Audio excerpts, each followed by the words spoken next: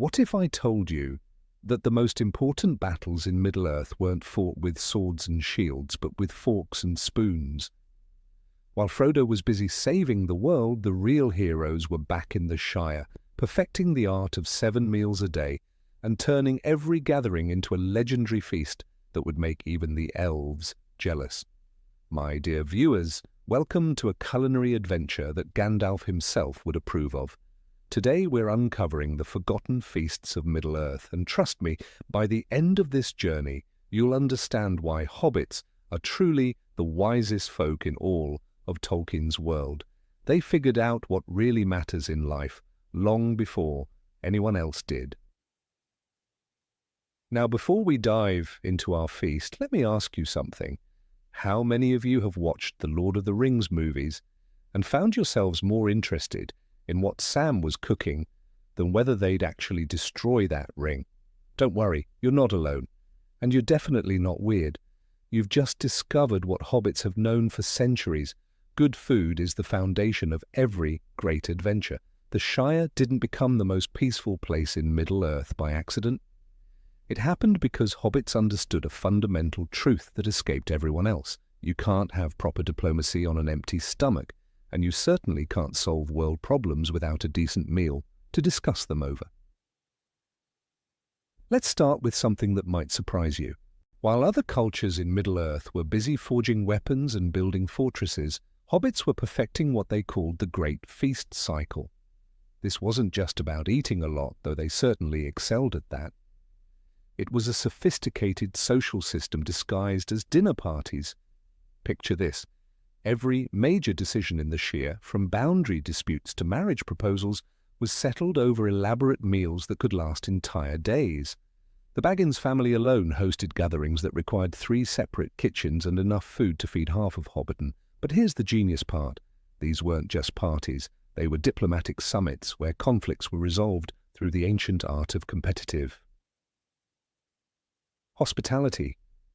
Think about Bilbo's birthday party. On the surface, it looked like an old hobbit showing off before disappearing with a magic ring. But dig deeper and you'll find a masterclass in social engineering. Bilbo used that feast to redistribute wealth throughout Hobbiton, strengthen family bonds, and even set up his cousin Frodo for future success. All while everyone was too busy enjoying seed cake and ale to realize they were participating in economic reform. The seasonal festivals were where things got really interesting. The Shire celebrated harvests like other cultures celebrated military victories, and for good reason. Their Harvest Home feast wasn't just about food, it was about survival, community bonding, and ensuring everyone had enough stored away for winter. But here's what most people miss about Hobbit feasts. They were incredibly strategic. Take the tradition of elevenses, for instance. While it might seem like hobbits just loved eating, elevenses actually served as a community news network. Information spread faster over tea and biscuits than through any formal announcement system. By the time the sun set, everyone in the Shire knew everything they needed to know, all because someone mentioned something interesting during their mid-morning snack. The cooking techniques themselves were revolutionary for their time. While Gondor was focused on preserving military rations and Rohan was mastering portable foods for long rides, hobbits were developing complex flavor profiles that would make modern chefs weep with envy. They understood fermentation, smoking, and preservation methods that kept their pantries stocked with delicacies year-round. Their famous seed cakes weren't just desserts, they were edible calendars. Different seeds were harvested at different times, so experienced hobbits could tell exactly when a cake was made just by tasting it. This might seem trivial until you realize it meant they could track seasonal changes, predict weather patterns, and plan agricultural cycles more accurately than any other culture in Middle-earth. The social hierarchy at hobbit feasts was fascinating too. Seating arrangements followed complex rules that balanced family connections, recent favors, ongoing disputes, and seasonal protocols. Getting invited to sit at the main table wasn't just an honor, it was a political appointment that could influence Shire politics for years. Here's something that will change how you think about hobbit culture forever. Their concept of hospitality was actually a form of insurance. When you fed someone properly, they were obligated to return the favor, creating a network of mutual support that made the entire Shire more resilient. No hobbit ever went hungry because everyone was locked into this system of reciprocal feasting.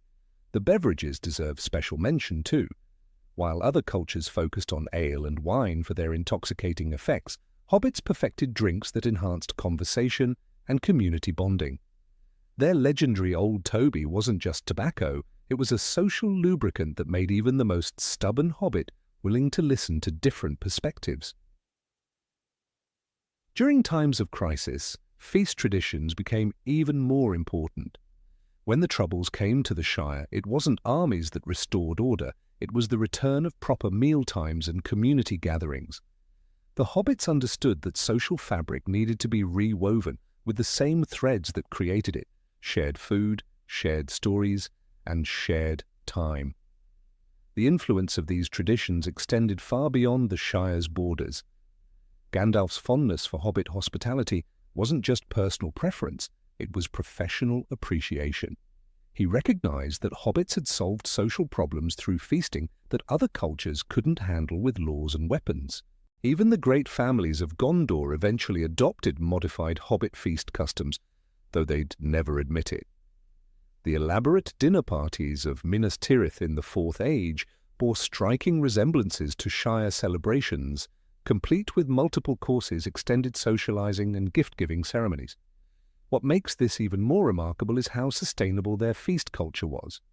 While other civilizations exhausted their resources through warfare and expansion, hobbits created abundance through cooperation and careful stewardship. Their feasts celebrated the land's productivity while ensuring its continued fertility. The legacy of these forgotten feasts teaches us something profound about building lasting communities.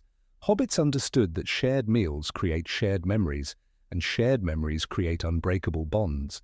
They built their entire society on this foundation, creating the most stable, peaceful, and prosperous culture in Middle-earth.